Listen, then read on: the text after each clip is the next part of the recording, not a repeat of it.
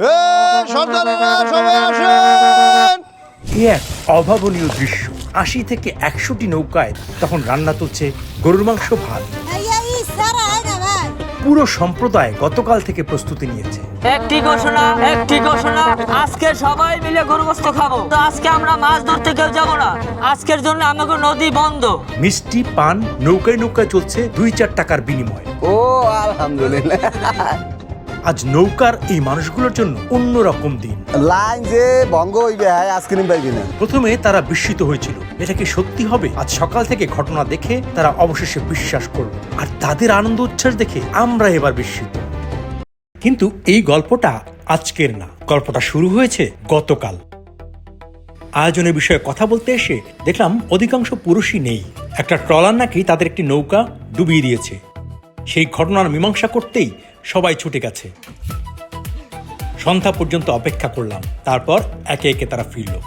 সত্যি বলতে আমরা ভেবেছিলাম এই আয়োজন হয়তো আর হবে না। গোস্ত হইছে ভাই, কালকে অর্ডার দিলাম না। কিন্তু আমরা ভুল ভেবেছিলাম। আপনারাও নিশ্চয়ই দেখতে পাচ্ছেন, গতকালের দুঃখ যেন আজ তারা ভুলেই গেছে। নতুন দিনে আবার আনন্দে মেতে উঠেছে সবাই। সকাল থেকে ছোট ছোট ছেলেমেয়েরা ব্যস্ত, কেউ বেলুন ঝুলাচ্ছে, কেউ রঙিন কাগজ লাগাচ্ছে। শহরের শিশুরা হয়তো বাড়ি সাজায়, এরা সাজাচ্ছে নিজেদের নৌকা, কারণ এমন দিন তাদের জীবনে খুব বেশি আসে না।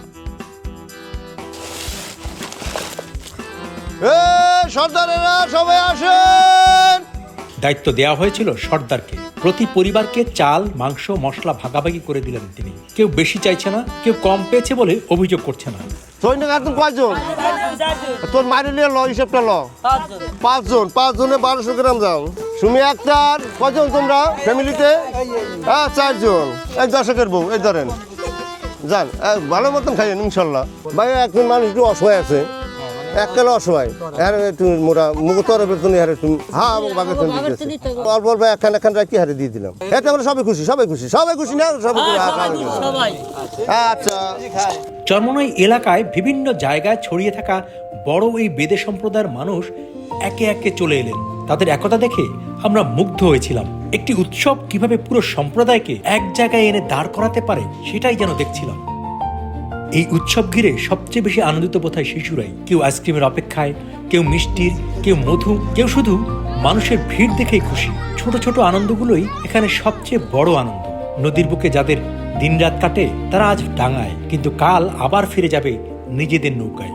আমরা যেটাকে সাময়িক আশ্রয় ভাবি, সেটাই তাদের স্থায়ী ঠিকানা।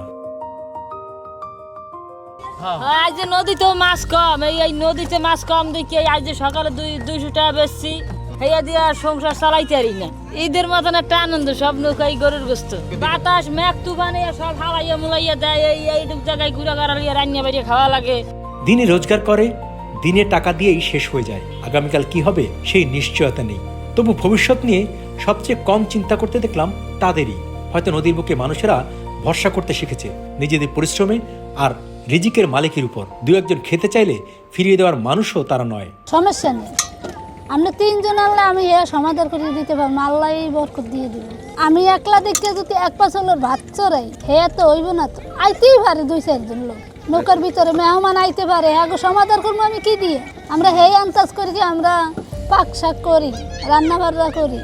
আপনার দাওয়াত রইলে আপনি আসবেন, আর 2-3 জন লইয়া।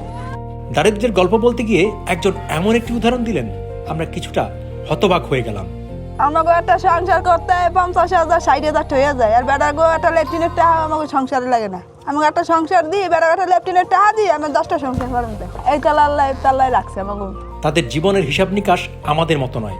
আমরা যেভাবে ভবিষ্যতের জন্য জমাই, তারা সেখানে আজকের দিনটাকে বাঁচিয়ে রাখতে ব্যস্ত। খাওয়ার সময় দেখলাম অনেকে নদীর পানি খাচ্ছেন। আমরা প্রশ্ন করলাম, আপনারা এই পানি খান? প্রশ্নটা শুনে যেন তারাই অবাক হলেন। যে নদী তাদের ঘর, যে নদী তাদের জীবিকা, যে নদী তাদের সারা জীবনের সঙ্গী, সেই নদীর পানি খাওয়াটা তাদের কাছে অস্বাভাবিক কিছু নয়। আর আমরা যে খাইতে দেখলাম পানিতে রেসে ধরছে, আমরা যে পানি নেই, মানে এই নদীর পানি নিয়ে তুলিয়া দিয়ে করতে হবে। ওই দেখেন না ময়লা মূল্য যা আছে, এটা কিছু করে না।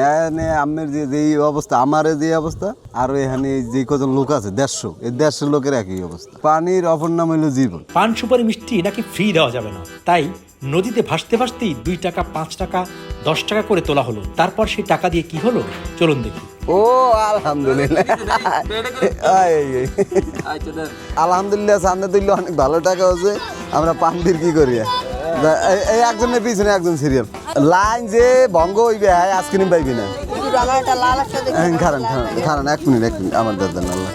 একটা বিষয় বারবার মনে হচ্ছিল, এই মানুষগুলোর অনেকেরই জমি নেই, পাকা বাড়ি নেই, স্থায়ী ঠিকানা নেই, কিন্তু আছে একটা সম্প্রদায়, আছে একে অপরকে নিয়ে বেঁচে থাকার শক্তি।